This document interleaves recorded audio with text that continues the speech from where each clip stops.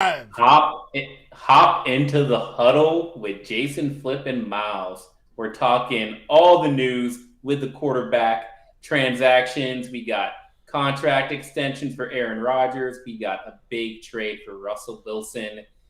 And we got a brand new sponsorship with Lake Monster Brewing. So grab your beers and come on in the huddle.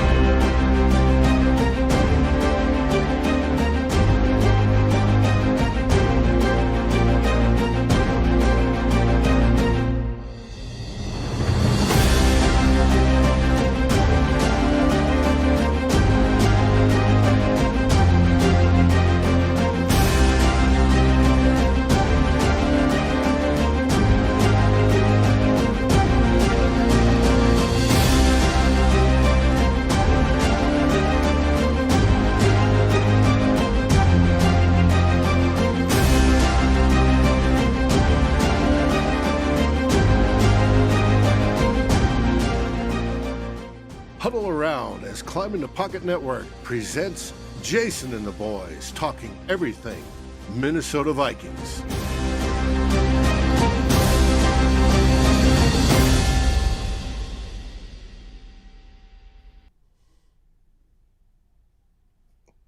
All right, it's that time in the huddle. Dave, Myles, and a soon-to-be Jason Brown, the host. You know, he's not here yet, so I'm the substitute host right now. I'm going to try to hold it down like Sean Mannion, but the only way to do that is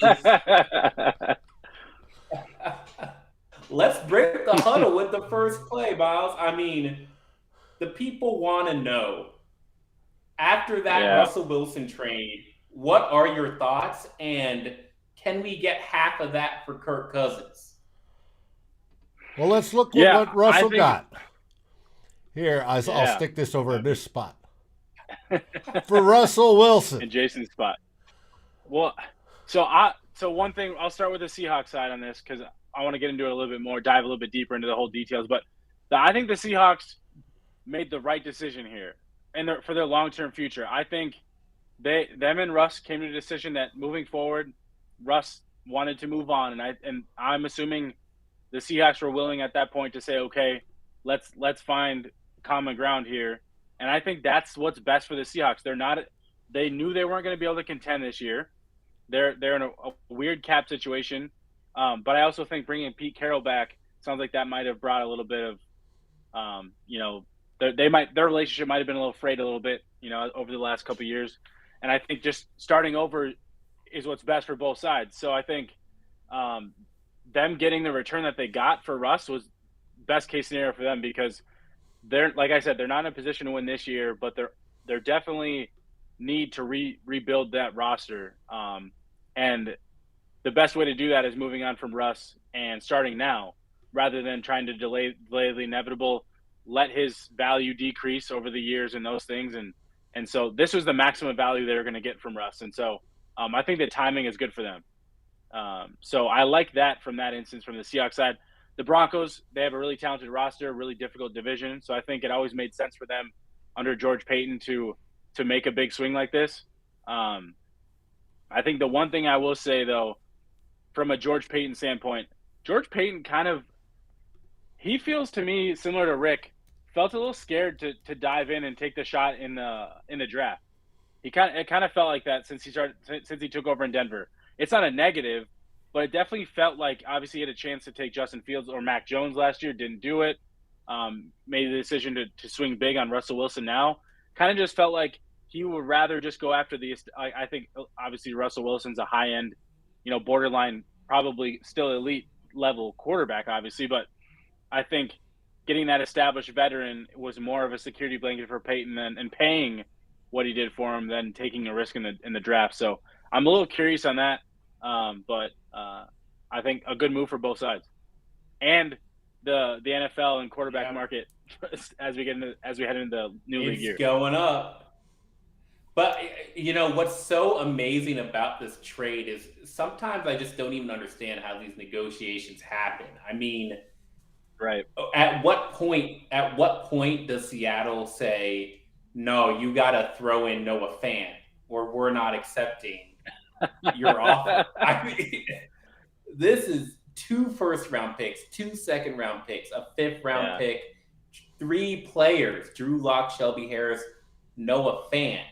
And so I think it's pretty clear to me that maybe Seattle wasn't actively looking to trade Russell Wilson until they got these insane trade offers for him. And if the Vikings are getting any type of this talk on the phone lines, I don't see how Kwesi and Kevin O'Connell hold back. But my second question is, go ahead, Dave.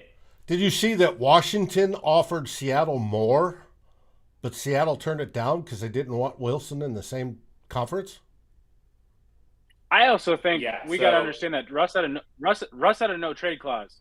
So what we also don't know is, was Russell actually willing to go to Washington too? Like that, like he has to sign off on any trade too. So they had to, the Russell camp and the Seahawks had to be in lockstep in a scenario here, not just the Seahawks shopping Russ and deciding what offers they were going to take. They had to work with each other on that one. Okay. Well, I got some more questions because I think it'll frame how we think about Kirk Cousins right now, because that's what we're talking about. Looking at what Russell Wilson got, I mean, Myles, how much less would you have done that trade? Like, if they had only offered 2 players, or if they had offered a second round, like only 1 second-round pick instead of 2 second-round picks. I mean, basically, I'm asking you, who do you think won that trade? Instant reaction. So I treat this like fantasy football, like in Dynasty. I play Dynasty. I treat this like, I don't like the idea of looking at it from winners and losers in the simple fact that, like, who won the trade. I think they both won the trade. I think they both got what they both needed. I think the Broncos are in a really they're a very talented roster, and in a situation where they needed to add, or I should say wanted to add, a high-end quarterback. Aaron Rodgers wasn't going to happen. I think once the second they found out Rodgers was going back to Green Bay, they shifted the conversation to Russ. And they made that decision that a high-end quarterback was what they needed to do to accelerate their roster and their team to the next level. The Seahawks, on the other hand, don't have an opportunity to really improve over Russ in the short term.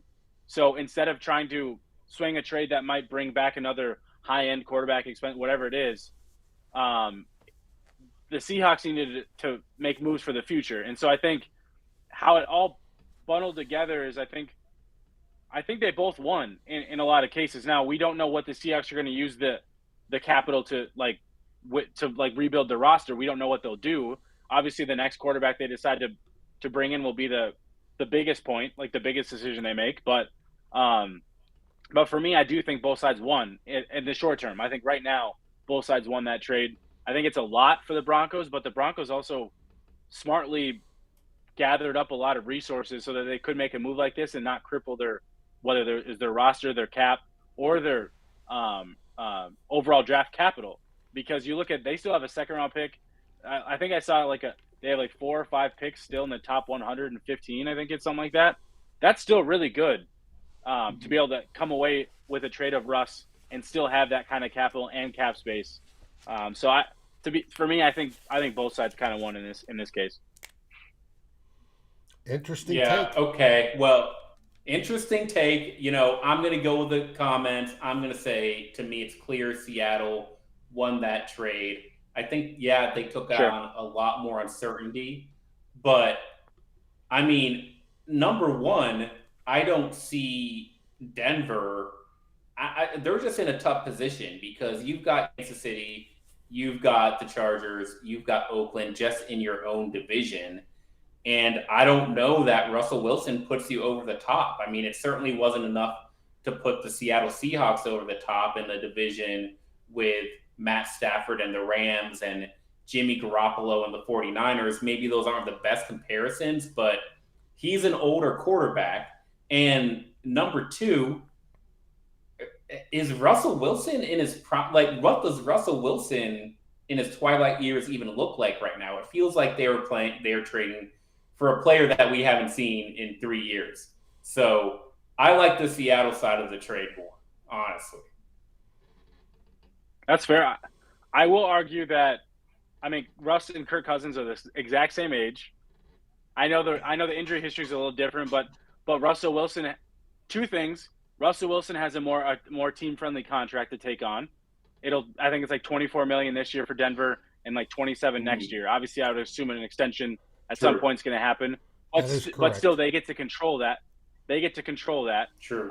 And then second, Russell's played at a higher overall level throughout his career than Kirk. And I'm not trying to make this a Kirk versus Russ situation, but if people want to talk about comparisons for like a potential trade for Kirk, you're not getting a Russell Wilson return like that. Because if that was the case, Kirk would already be traded. I think Kirk would already be gone if the demand was that high. I'm not saying they won't start getting, some pretty solid offers from other teams now that we know where, obviously Russell Wilson's going to play and Aaron Rodgers. I think the dominoes have started. So we should hopefully start seeing some more traction on other potential moves. And obviously quarterback's always a hot topic. So we don't know what that's going to look like, but we should assume that some of those calls are happening now. I will say that we should temper our expectations on what a return would look like, mainly because Kirk's contract is just 1 year. He's on a 1-year deal. And if the Vikings, it all comes down to whether a team would be willing to then extend Kirk on his terms. And what we don't know is, as of right now, the Vikings don't seem to be willing to extend Kirk on his terms. Otherwise, if they were, a deal would likely be done. I'm not saying a deal won't get done still with like an extension with Kirk, but I feel like that'd be a domino we'd start to hear pretty quickly here if that was the case. Yeah, but do you think the Vikings are going to do a deal with him? He's asking, well over $40 million a year. That's what I'm saying. I'm saying if the Vikings decide that they don't want to play ball with giving Kirk a deal on Kirk's terms, which what we know is Kirk wants the deal on his terms. That's how it's been. It's short-term deals, fully guaranteed, controls the structure, all that type of stuff.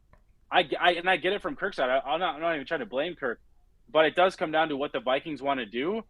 But if they do then end up deciding to trade him and someone offers him, the tough part there is if they can't get Kirk on an extension, they're not going to probably want to pay a lot of money for him or pay a high in capital. But at the same time, it also does factor like what kind of money the Vikings would be willing back to help appease some of that as well. So there is a little bit of it, but I think it's the lack of team control for any team trying to trade for Kirk. There wouldn't be that there unless they were willing to give Kirk his 2-year, 3-year fully guaranteed deal.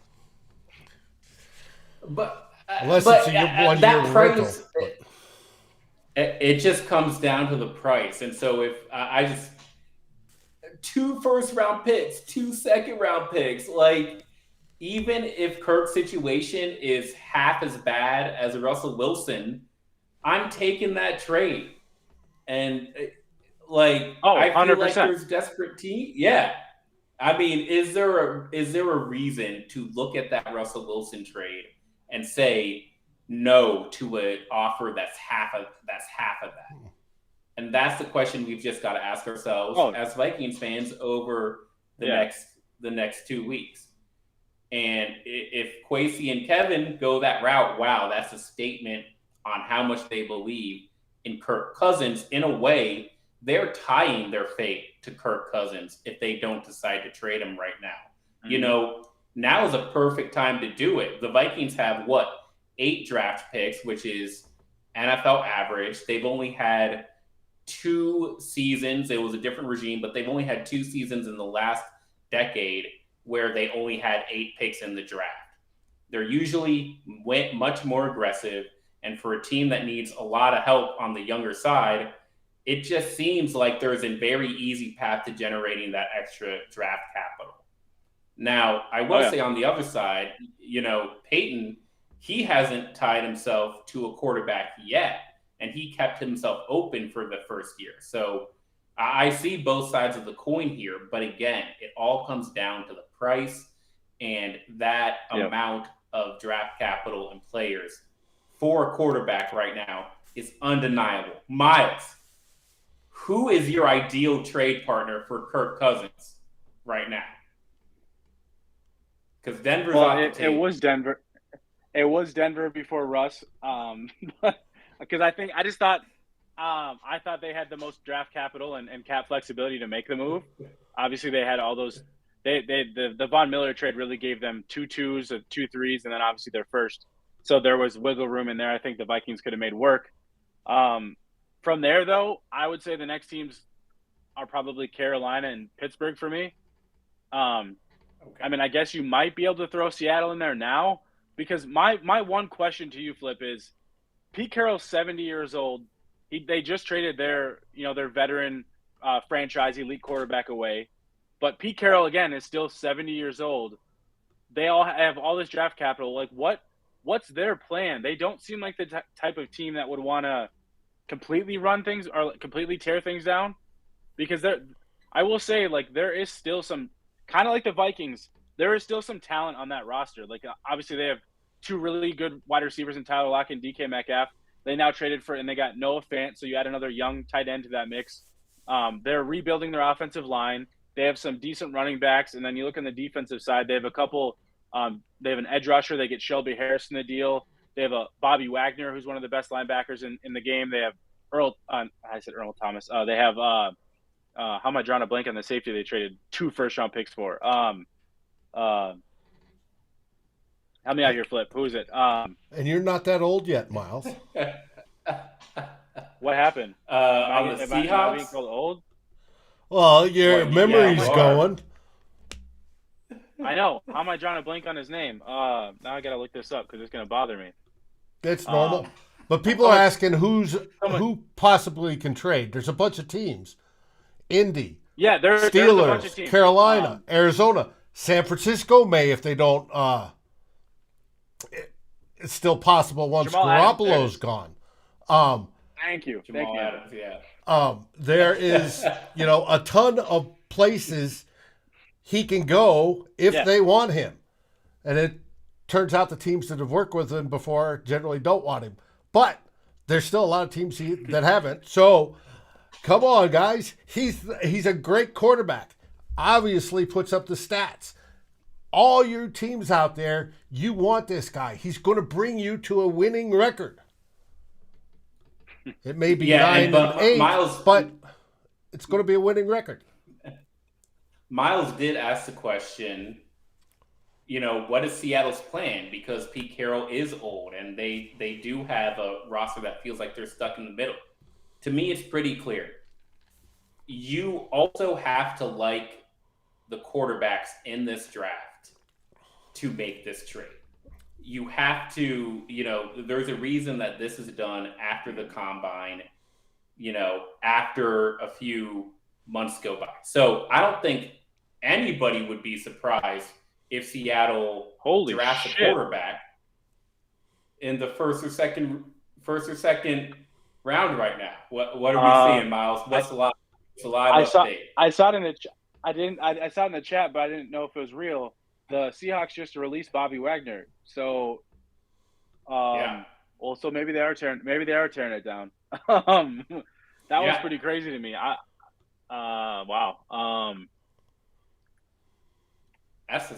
That's a straight release, too. I That wonder. is shocking. So I wonder if he asked for it, and maybe they've been trying to shop him. I don't know, but that one's surprising. you think he got big mad seeing his boy Russ go and just asked for a release, and they just said okay. They just said okay. But they had cap it space. is.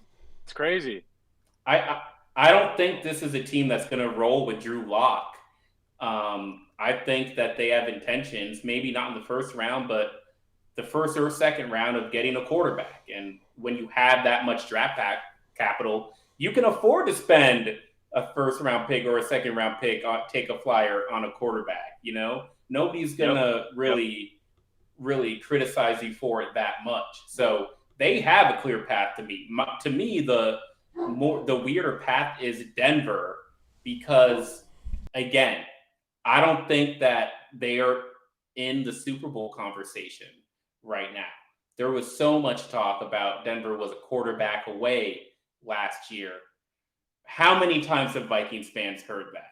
So I'm just not buying that side of the trade, and I don't know how CR is going to feel going from Seattle to Denver. It seems kind of the same to me, but hey, it's the same flight to LA either way. I don't know. But Denver wants to get better because they're in the toughest division. Right. And I think Justin Herbert's a fantastic quarterback, but I will say people are too quick to say that now Russ is like the third best quarterback in that division. Russ is closer to being better than Herbert than he is to just being awful, or like for them to like not competing with the Chargers. It's not like they can't compete with the Chargers. That's exactly what they're going to be able to do. And now we'll see if they can compete with the likes of the Chiefs and those things. But yeah, I think to someone's point, like we should also get back to the Vikings discussion here, but like there does have this overall impact across the NFL that like the Vikings now, whether the Vikings start making calls themselves or other people are calling the Vikings, they're open for business. I will say, I would assume Kirk Cousins isn't the only one available and on the table. Whether that's a release, I know they're not cutting Kirk, but like but in general across the roster, whether they're cutting, trading, restructuring, or pay cuts, like all that stuff is currently on the table. So I'm really excited to see this week what some of that looks like. We can kind of even dive into that too if you want, Flip. But like obviously we know the Kirk Cousins situation. I personally think the Steelers. Someone mentioned Indy. I think Indy would be a good fit. Like especially if Indy. I think if a team was just willing to ride it out on a 1 year, see how things played out with Kirk and keep that long-term flexibility for themselves, I think that could be a good idea. And I think someone said for the Panthers that their coach is in a situation where they need to win now or he might get fired. Kirk can provide some of that stability. And in a weak division, Kirk saves jobs.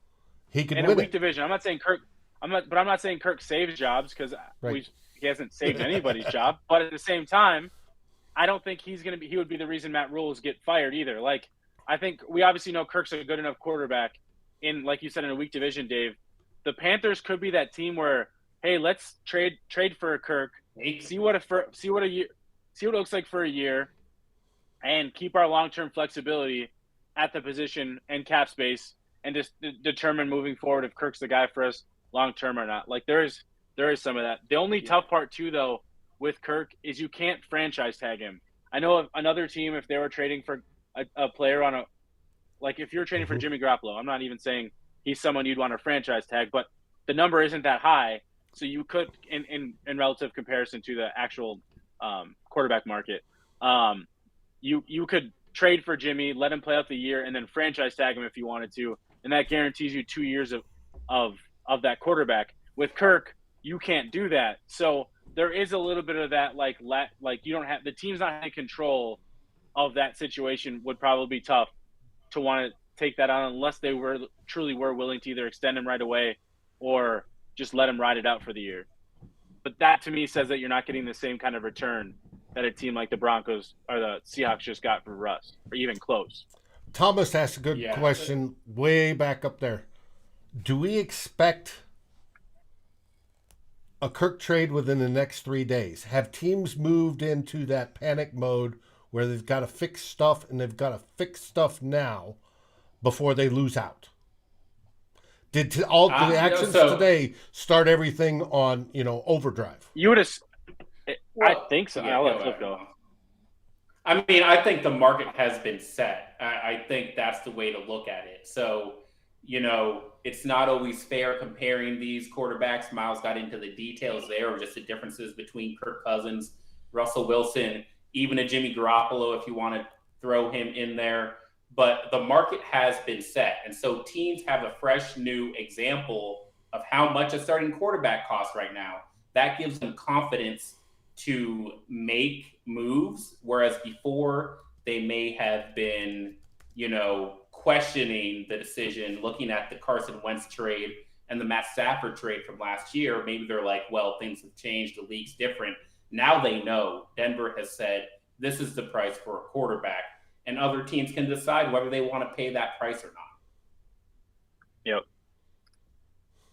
But I will add the one item here when we're talking about possibly trading Kirk Cousins is the combine. These draft picks are important because like I said, for what Seattle may plan to do, how Kwesi and Kevin O'Connell feel about the current quarterbacks in the draft will affect whether they want to keep or trade Kirk Cousins. That's going to affect his price. And so Myles, after watching the combine, my question is, does this current crop of quarterbacks make you more or less likely to trade Kirk Cousins? So here's my thing about that. I think we get this idea that, so for me, I don't think you have to tie both of them together personally. I know I'm not the one making the decision, so I can understand from like an ownership and leadership standpoint of the Vikings. If we're trading Kirk, that means we're making a move at quarterback in the draft or making a other type of trade, right? Like that type of stuff.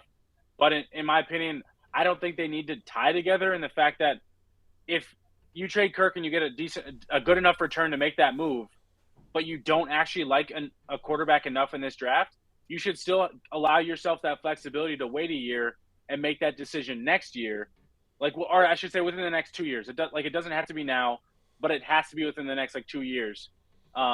But in the meantime, you make that bridge quarterback decision. I'm just throwing out names.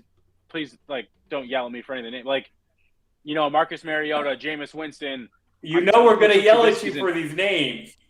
We're gonna yell. Nobody wants Marcus Mariota here. But so listen, hear me out, Flip. Either way, you're not winning in 2022. So the idea is, if you don't identify a quarterback you like, you at least bring in a quarterback that's serviceable enough that can help you be a middle of the road team that you already are, right now, and it keeps you flexible for the long term of what you want to do at the position. So our Minshew is another right.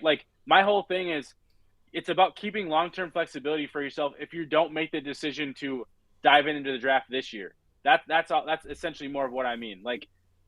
If you don't find that, you find a trade partner for Cousins, but for some reason you don't like a quarterback in this draft, I think it'd be okay to sign a bridge quarterback for a year or two and let the year play out, and then make an aggressive move next year as you rebuild the roster with the freed up cap space and the draft capital. So that's just more of what I mean in that case.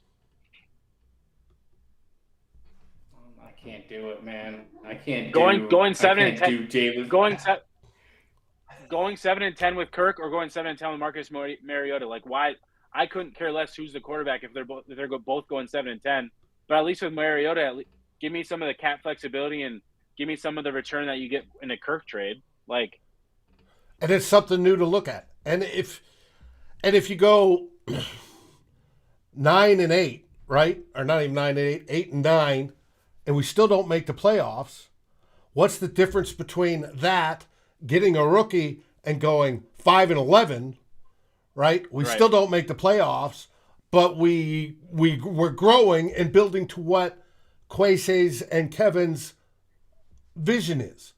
That's why I say, whether they're going for the quarterback this year or going for a stopgap fill, a space holder, whether it be Minshew or Mariota or whomever it is, it's still the best move to do that and get something for Kirk Cousins while he has value.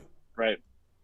Yeah, I think that the main issue is, as a Vikings fan, you got to stop being so concerned with the ceiling. And whatever you think the Vikings ceiling for 2022 is in March, 3 years in a row, the team has proven that whatever you thought that ceiling was is wrong. It's not. This team, we always get our hopes up, say they got a 11 win season. Excuse me. Some of us were predicting 7, 8, 9 wins for this team the last 2 to 3 years. Yes, there was a few of you, Myles. True. So I don't want to hear worries or concerns that we're going to limit our ceiling by going with a lesser quarterback, because we haven't hit that ceiling anyway. So what are we even? Yeah. We're not going to make trades because of a delusional outlook on what this team is. That's just not right for me. Kwesi and Kevin said have been very reasonable in how detailed and process-driven they're going to be. Hopefully that comes with some self-awareness to say, hate to break it to y'all, but this team ain't going anywhere with Kirk Cousins next year. So do you want future picks for him or do you not? That's what it comes down to.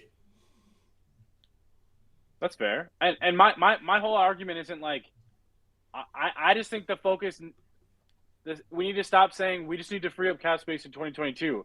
My whole idea is creating it's sustainability. I want to create sustainable success, and I'm sick of the year over year having to retool and do all that bullshit year over year because you have zero cap flexibility, because you don't actually know what your long-term plan at quarterback is, because all you're doing is paying a quarterback on short-term deals, but those short-term deals are significantly high to the cap, so you can't actually plan out the next 3 to 4 years. You have to plan out the next 1 to 2 and kind of hope you hit on one of those years and have a flash in the pan, and it's just not sustainable. And no, nobody's hating on Mond. If Mond can find a way to – the Vikings should not go into the offseason pretending like Kellen Mond is anything on that roster. And if he proves himself throughout the camp and training camp and preseason, all the better. But you can't pretend like he is something he's not right now. I've been looking at what the 49ers have been doing when Jimmy G is out, and what the Rams were doing when Jared Goff was injured. And I can't even remember the name of those quarterbacks. Like a Nick Mullins. I don't remember who was the Rams quarterback that helped them. John Walford. The Rams. I hate that I know these names, but I mean, if Kevin O'Connell can turn Kellen Mond into John Walford, I'm not going to complain about that. And we've got 4 picks in our pockets. You can't tell me that's a terrible option. But again, it comes down to how the coach and GM want to do it. The best thing about the Vikings offseason is we have a fresh new perspective on anything. So don't go back to the arguments you were using last year. They just don't apply anymore. We have no idea what's going to happen. That's what's so great about this. No, we don't. Yeah, I'm super excited. The next couple of weeks are going to be really fun. I want the change too, by the way, to the roster. I'm excited to see change to this roster, because I think the one thing we got to get away from that you're pointed out to, Flip, is the roster. We can't just pretend that Mike Zimmer and Rick Spielman were the only problems to this team the last 2 years. They aren't. The players were also problems to what was going on. So my issue is we can't just keep the same players and expect different results.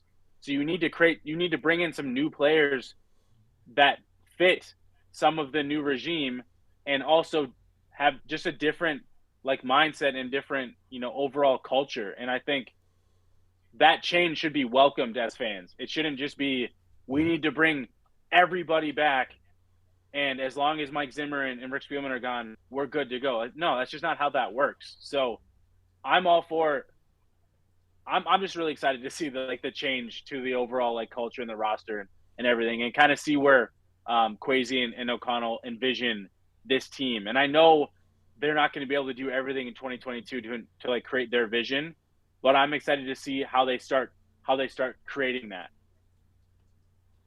Oh, we and we're going to started learn a lot about. yesterday. There was the firing or the releasing. Eric Sugarman, sorry about that flip. That's right. That's right. Had left, and then today we're hearing one of the reasons is Kevin O'Connell and Kwesi want to get a new trainer in, one that they want to work with, one that hasn't been doing it for 16 years a certain way. And coming from the Rams, if you look at the Rams, they were relatively healthy. So that new whole idea of how to do things, the paradigm is shifting. And I look forward to that as a fan. I want to see somebody come in and emphasize the proper training and the getting healthy and the staying healthy and all that stuff. And not just what certain players said about the previous trainer, but, that the whole goal is to keep the whole team healthy all the time. And I'm all for that. And be nice about it. Yeah, well, the best part about that is that was not on anybody's radar at all. It just shows you how Kwesi and KOC are thinking on a different level than we are even talking about this team on. So when they make these decisions, when they go down these hypotheticals, I can't say Kellen Mond isn't in the cards, because they may look at him and decide something completely different than we've been accustomed to thinking over the last 12 months. I can't say that Wyatt Davis is only a potential backup at best, because they may see him and they may cut him tomorrow, or, they may see him and decide that he's a day one starter. It's just, this is going to be so different. So open your mind to the realm of possibilities is what I'm saying. 100%. Now Thomas is asking, Myles, so let's just go back to this trade. What do you really think we can get? Like, how many picks? Which picks? What are you thinking? While Myles thinks about that, I want to ask, Dinesh said about the paradigm shift. We're not seeing enough movement in the front office. Dinesh will see more after the draft. They're keeping everybody in place through the draft. Then expect a whole lot of changes. Yeah, which we should be okay with. I think real quick on that, Dave. I think one thing as fans, we have such a open door to what teams have from behind the scenes more than we've ever had as fans. So an Eric Sugarman, we know who he is. We know who the head athletic trainer is. But in reality, that stuff to us fans, we don't know that true impact. In the playing days, I could tell you how important an athletic trainer is. They're extremely important. But at the same time, us as fans, we don't know that stuff, and that stuff shouldn't impact how we feel about the team. So, because we just don't know enough, and we'll never know enough. All we can know is what we actually hear, and we only heard stuff about Sugarman after the fact, right? So, but back to the Kirk trade.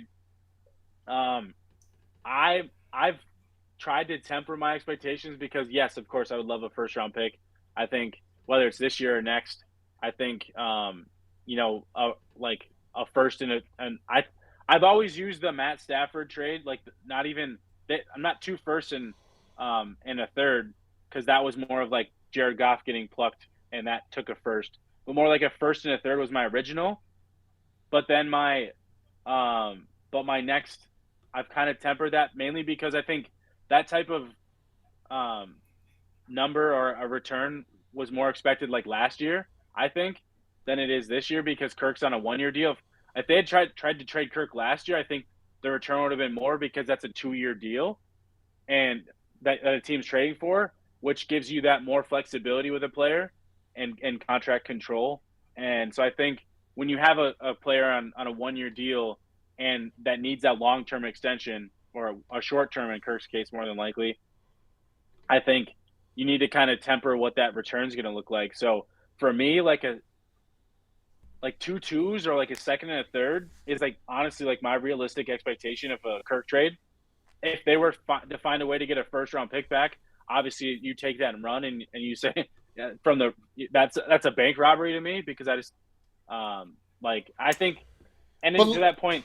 But look at it from the other team's point. If they're going to rent Kirk for 1 year, right, the $35 million, and give up a first. Now we may pay part of that $35 million to get that first, which I'm cool with. If that's what it takes, right? That's what it takes. But to give up that first, to be assured you're going to have a quarterback that's capable of at least getting you to 500, who is a good quarterback, and you may feel, I need that for at least this 1 year for whatever reason, and then I can move on after that. Is that 1 year of assuring you that you are going to be competitive, is that worth the first? Because if you get a rookie in the first round, that's hit or miss. Well, nobody's trading for Kirk and just planning to keep him on a 1 year deal. You hope he keeps him longer, but yes. That's what you think, but we don't know that exact answer though, Flip. That's also the tough part. Like, we don't know what's Kirk.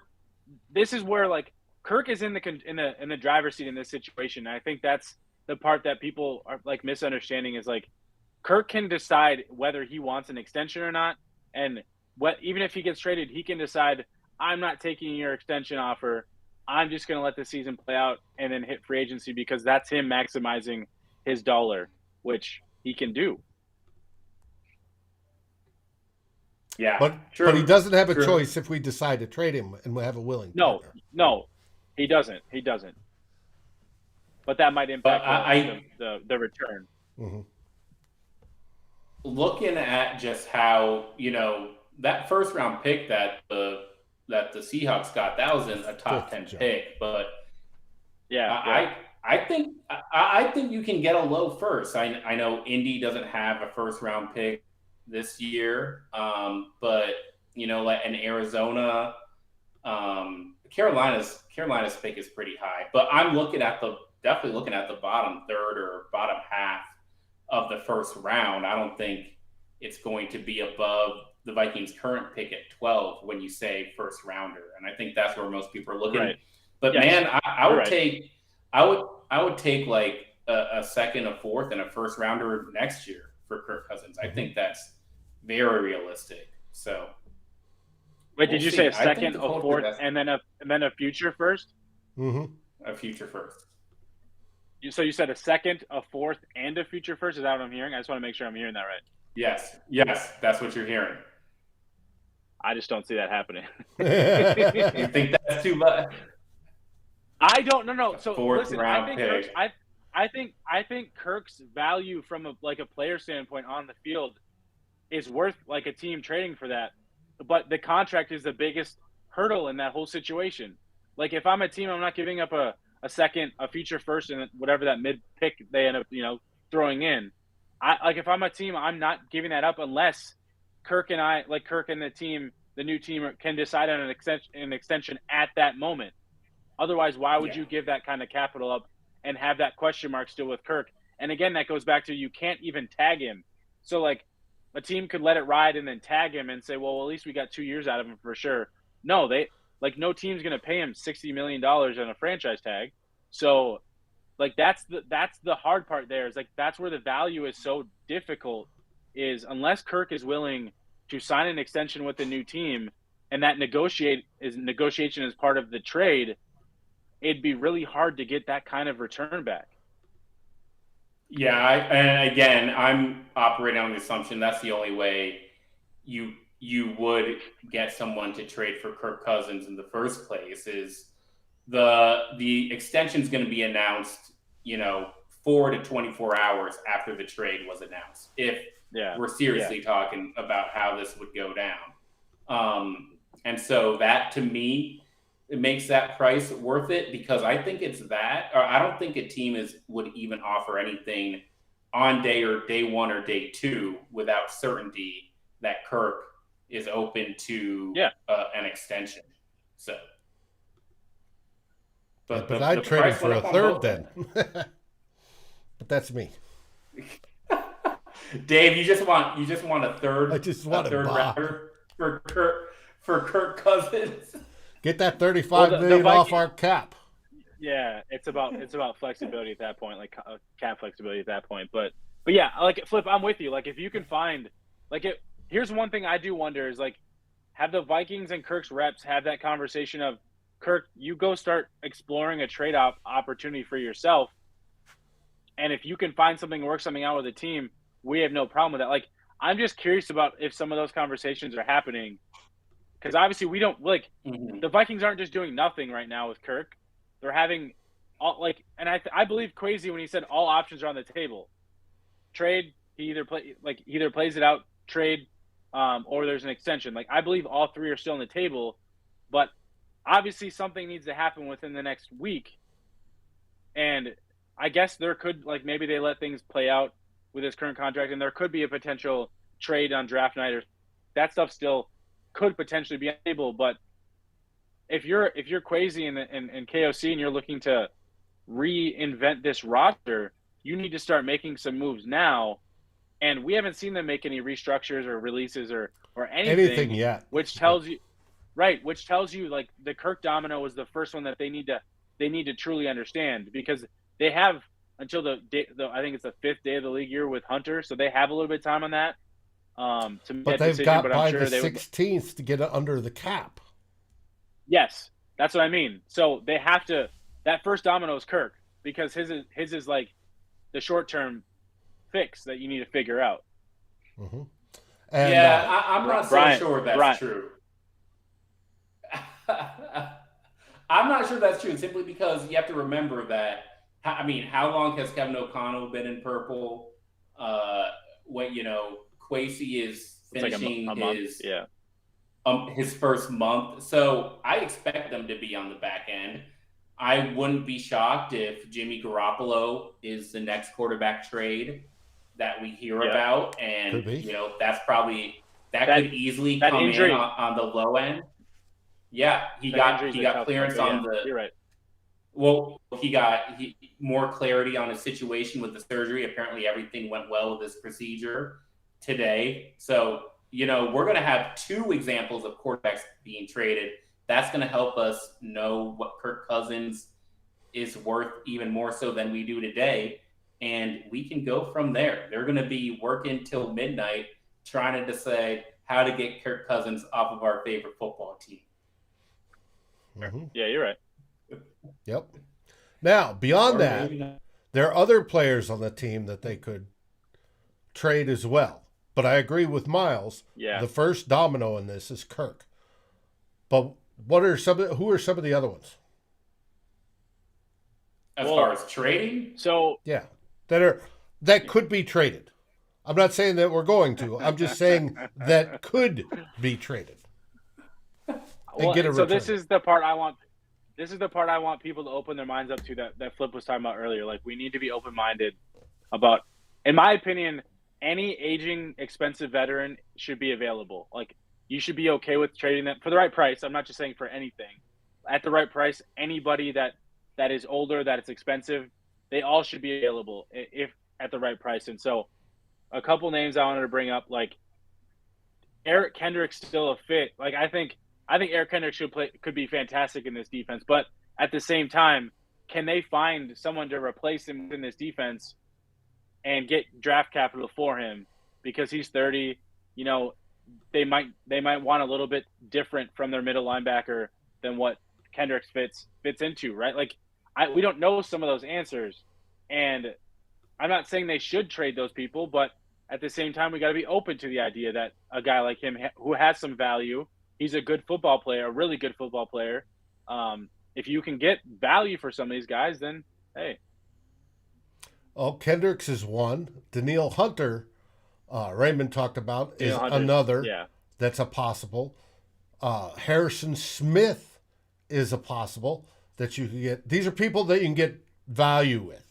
I'm not saying that they're going to trade them. It's people you get value with. Right. Those are 3 mainstays on the defense. Pierce is another one that they could trade. I don't know how much you'd get for him, but you'd get a draft choice. And then on the offensive side, you have Dalvin Cook that could possibly be traded, as Joseph just put up there. all those guys are possible if Kwesi and Kevin want to go that route. Mm-hmm. Yeah, I think you got to go even deeper than that. I think you literally have to look at every player who is under contract and not on a rookie contract. So, Well, yeah, they're you not going gotta to trade involve- O'Neal. They just gave Why him not? the extension, but no. They I didn't would- give him the They extension. can't. They can't trade O'Neal right now. So It doesn't work for cap purposes, but you look at that because you don't know if he's going to fit the scheme. You don't. You don't know if what you got from Brian O'Neal is going to be as effective in a new scheme. So, yeah, it's on the table. Irv Smith Jr., I don't think you know, It I would don't be think at the the scheme's bottom of the changing list. that much. But yeah, well, I'm telling y'all, we can disagree on that. There is nothing that you take off of the table, and Bradbury. is Garrett Bradbury. yeah, value. We're talking about value, people. Yes. But most of this, I think, is a moot point simply because I don't think the returns on any of those guys are worth it. Sure. Honestly, it really is. It does boil down to Kirk Cousins. Like if they trade Adam Thielen for a 3rd round pick, nobody's going to feel great about that, even if it is a good move long term. Same with a Dalvin Cook, or what could you actually get for Eric Kendricks? I think it's on the table, but Right. you have to ask yourself what you're going to get for safety over the age of 30. So it really is just, it's not just the fact that we have expensive veterans. It's also the fact that the quarterback market, the demand for good quarterback play is just sky high right now. And if it were true at other positions, sure, you can trade them. But right now, we're talking quarterbacks. Yeah. Adam Thielen. Yep. Forgot Adam. Yes, there's another one. Yeah. I saw a comment about keeping Conklin. I can't justify it. I can't You don't have any justify cap paying space. him. You have so many other needs, and then you see the tight end market as it is right now with all I think it was 4 tight ends getting franchise tagged: Gesicki, Schultz, who's the Browns, and Njoku. Those guys all getting tagged. That makes it really difficult to justify bringing back a second tight end at like that $10 million range. So I just don't think that should be on the table for the Vikings. They just have so many other needs. Yeah. Myles, are you comfortable going into this draft with 8 draft picks? No, Do you want I'm more, with do you. want less? Yeah. Obviously, Yeah.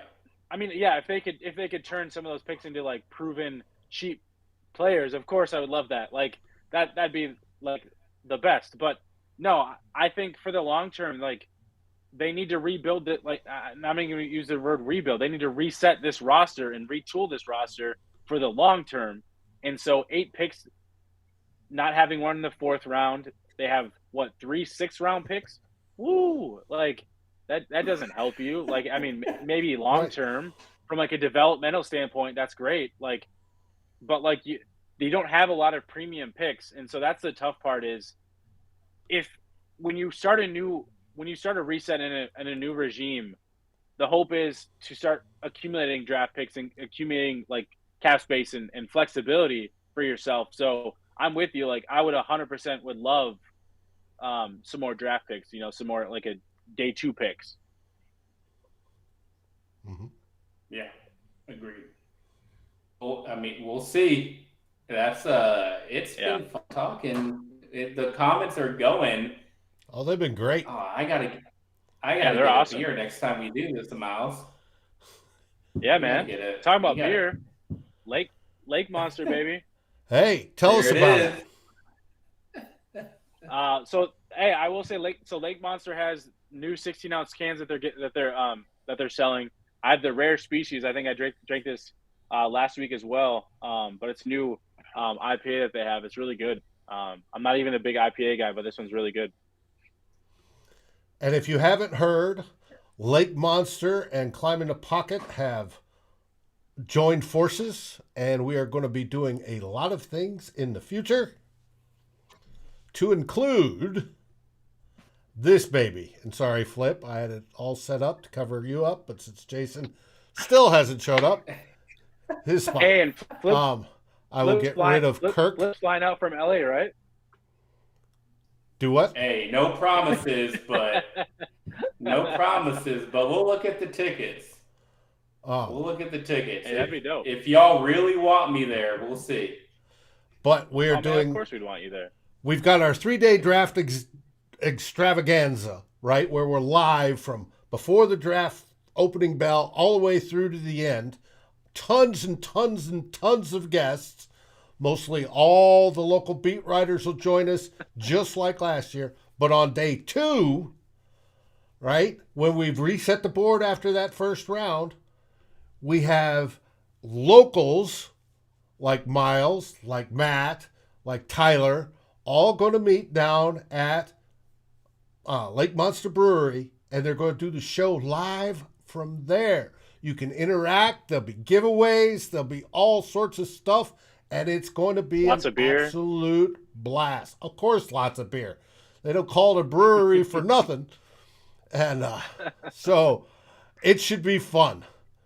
And also with Lake Monster, as I cover up Flip again, if you haven't seen already, most of us have retweeted this. I need to retweet it again.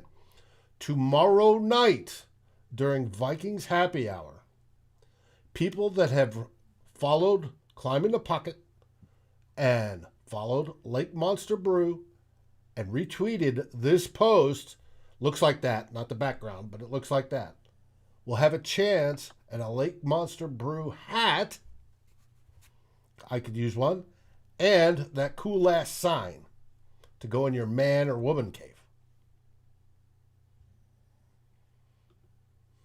Hell yeah. We gotta chug a beer every time the Vikings make a draft pick, which yes, we only got 2 on day 2. But if we trade Kirk Cousins away, maybe that'll be 4. So hey, drink every time Kirk checks down. Mateo, if I did that, we wouldn't have a show. I think we wrap. Y'all got anything more to say? Hey, tomorrow night, Vikings Happy Hour. We have Ben Glassling joining Matt. And nice. That'd be great. And it should be fun. And like I said, during the show, we're going to announce who wins that hat and that cool sign to go in your cave. So it's going to be a blast.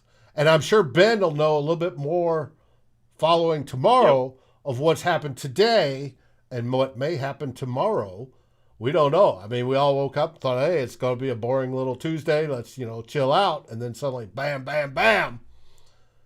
And, hey, real quick, can we talk about how Rodgers got the spotlight stolen from him? And I think that's fantastic. I love that. I love every minute of that. Yes, we can.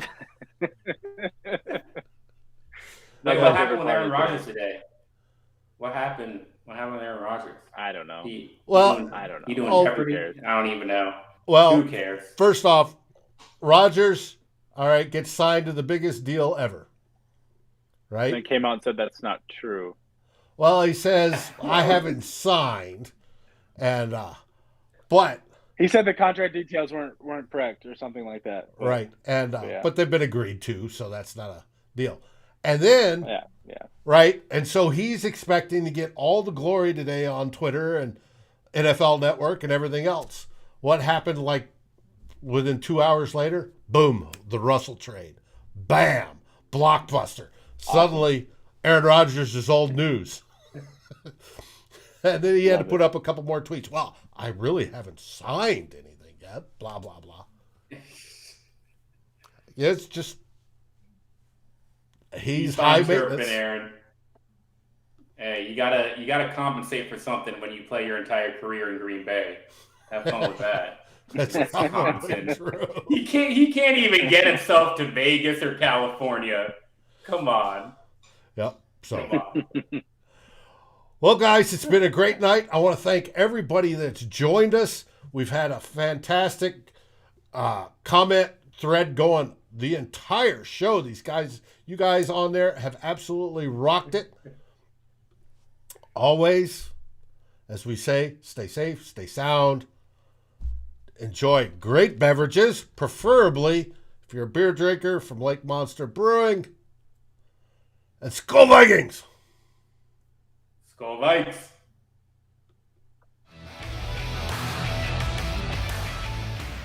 Thanks for watching. Like, subscribe, and ring the bell.